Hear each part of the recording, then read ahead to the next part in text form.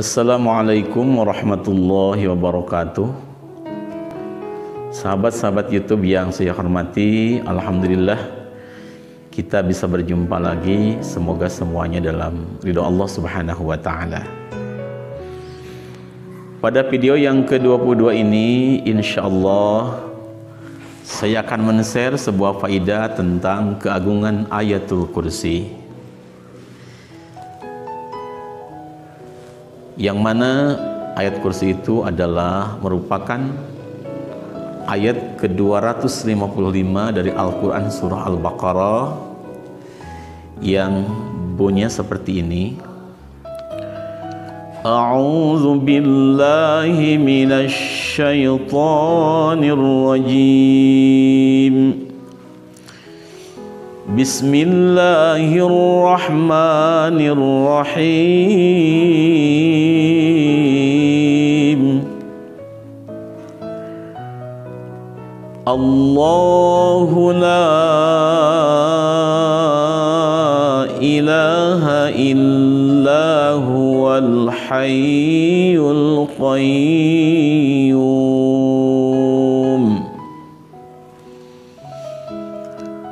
La ta'khudhuhu sinatun wa la nawm.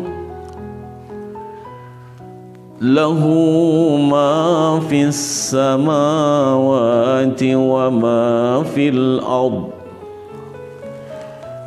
Man dhal ladzi yashfa'u 'indahu illa bi'idhnihi. Ya'lamu ma baina aydihim wa ma khalfahum. Wa la yuhituna bi syai'in min 'ilmihi illa bima syaa.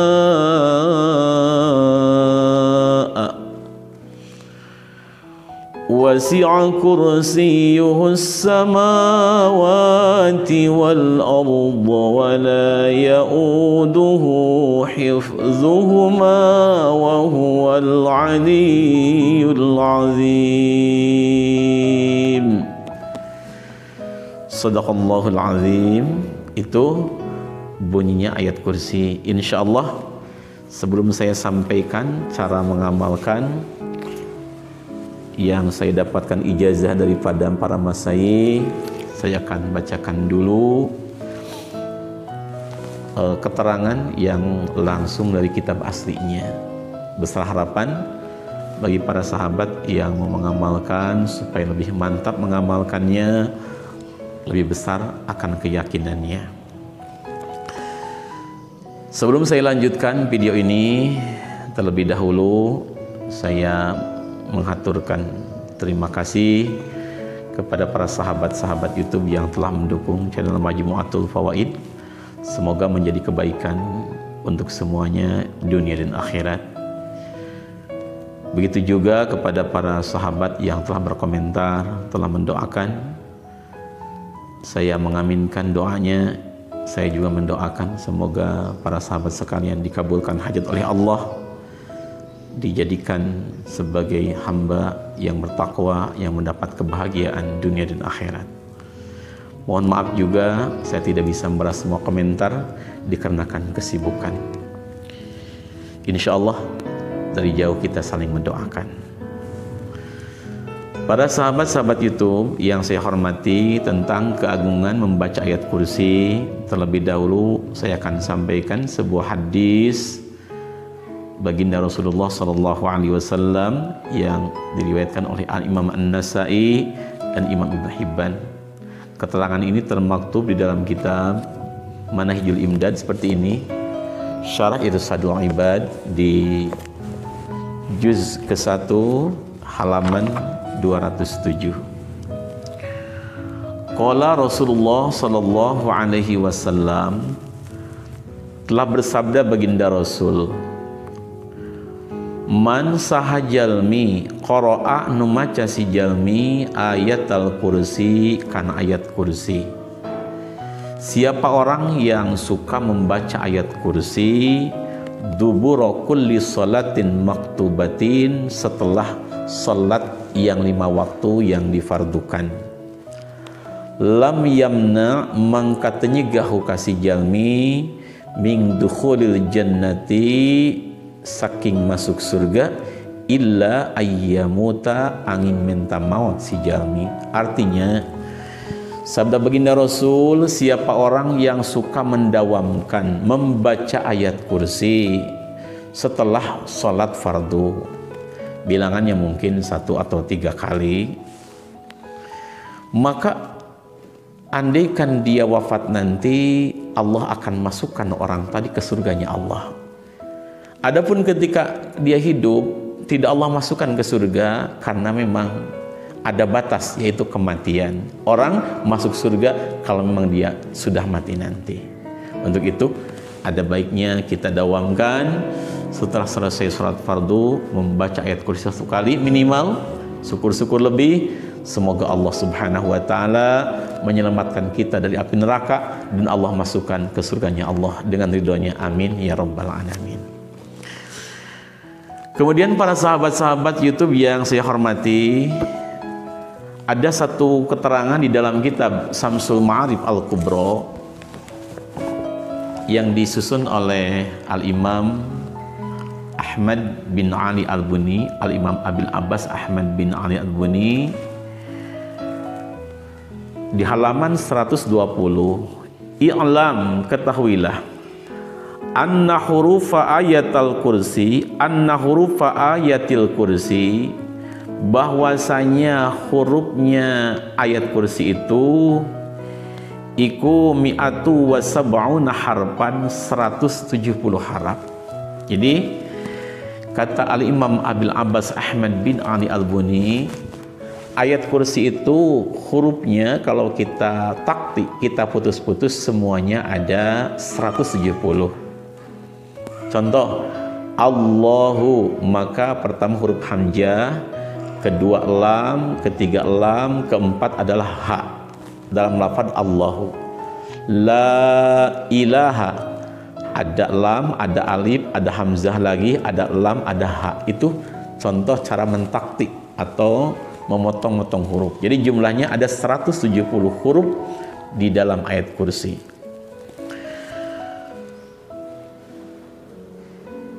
Man qara'a, siapa orang yang membaca ayat kursi awwalal laili, di permulaan malam, mungkin habis maghrib atau habis isya, au fi jawfil laili, atau di tengah malam, jam 12, jam 1, jam 2, itu termasuk jawful laili juga. Mustaqbilal kiblah, mustaqbilan lil kiblah, dengan menghadap kiblat.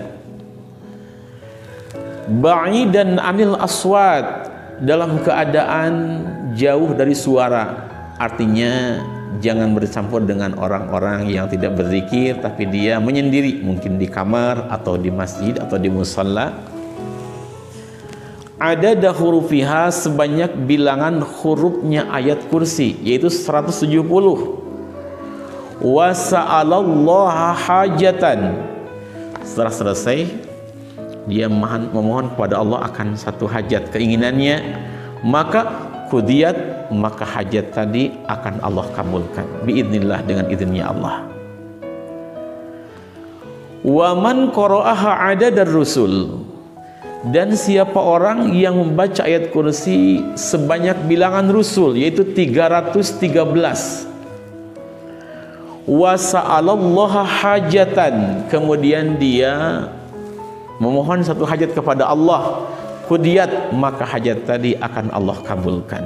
Jadi membacanya boleh 170, itu bilangan hurufnya, boleh juga 313, itu sebanyak bilangan mursalin atau utusan Allah.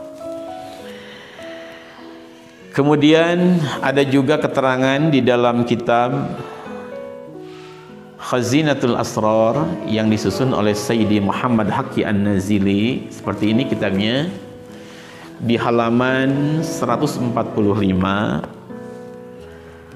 Man qara'a ayatul kursi, siapa orang yang membaca ayat kursi, adada hurufiha, sebanyak bilangan hurufnya ayat kursi, yaitu 170, lam yatlub manzilatan illa wajadaha, maka tidaklah orang tadi mengharapkan satu kedudukan kecuali Allah akan sampaikan dia pada kedudukan tadi.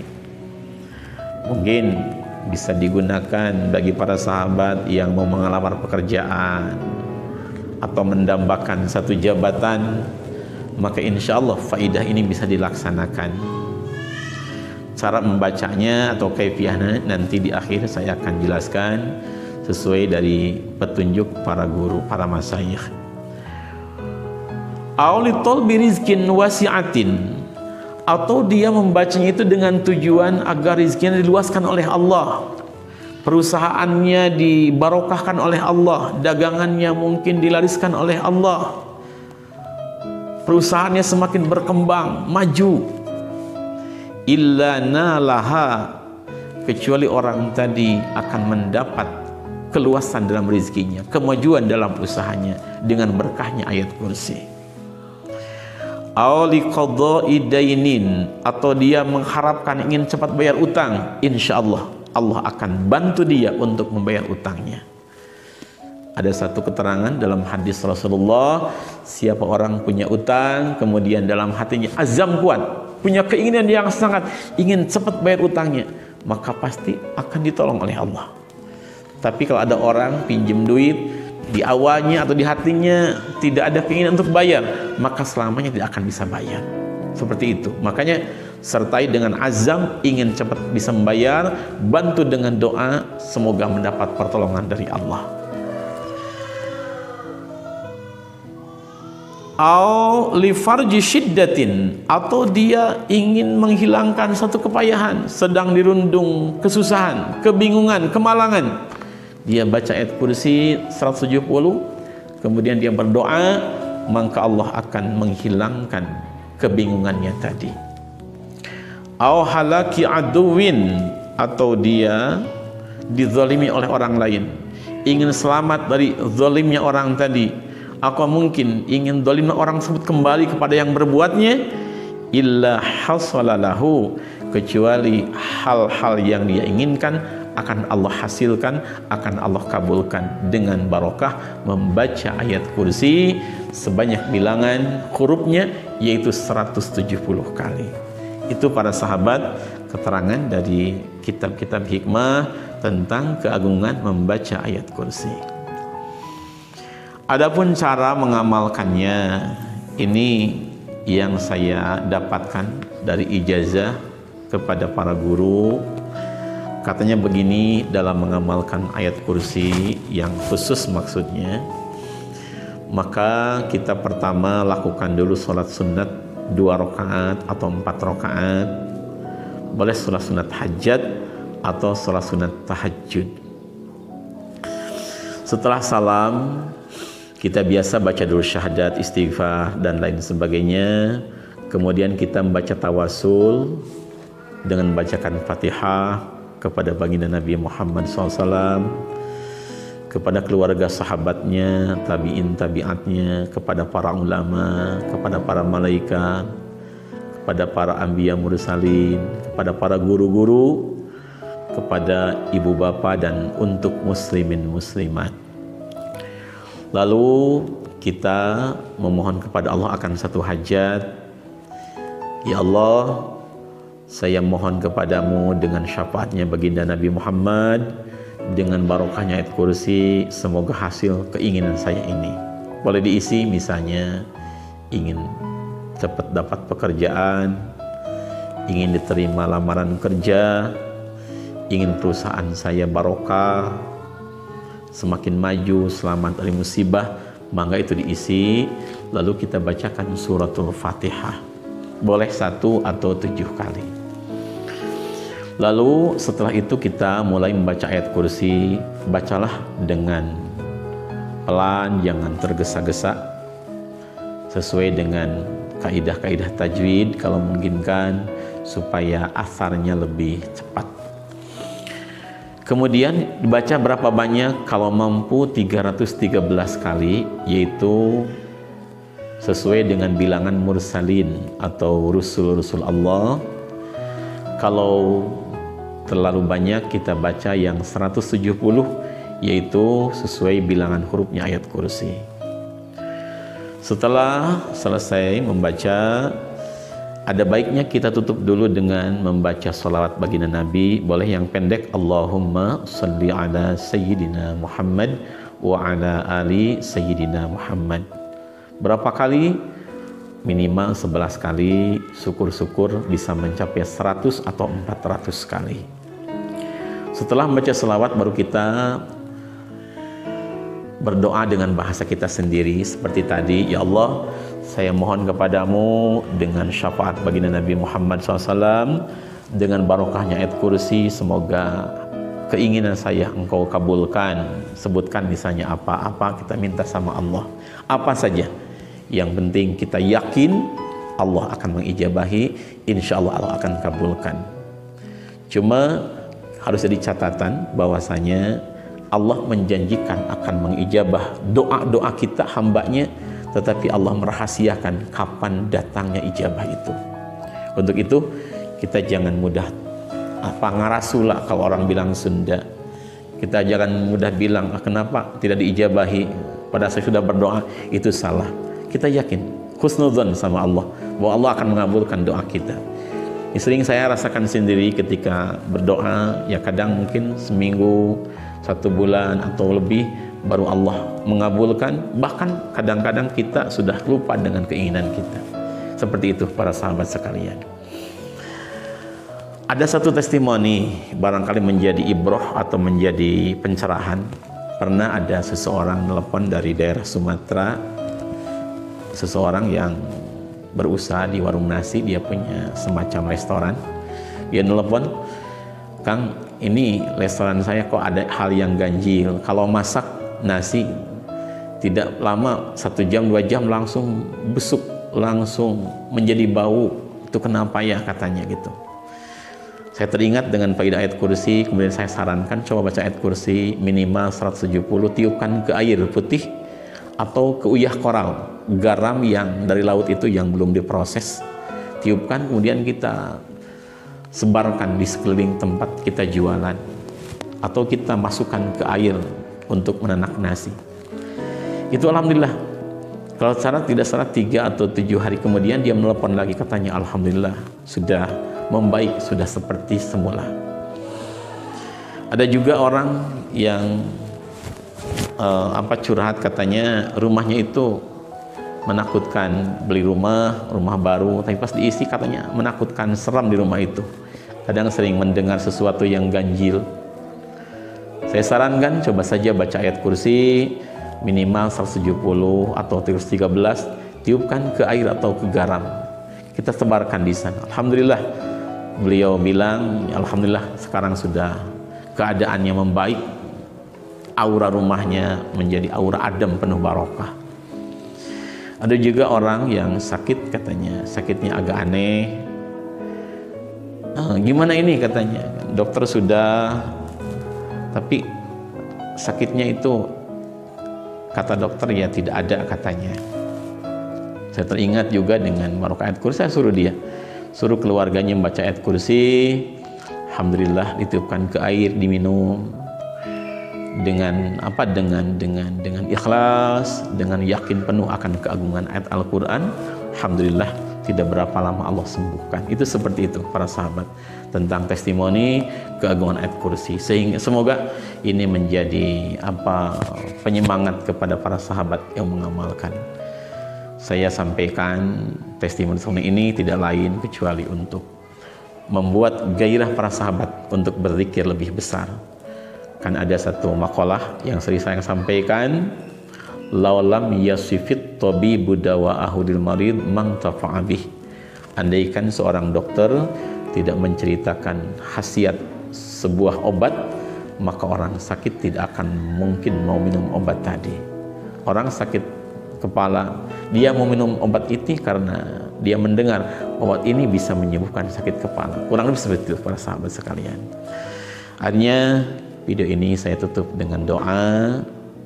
Subhanakallahumma bihamdik, asyhadu an la ilaha illa anta, astaghfiruka wa atubu ilaik.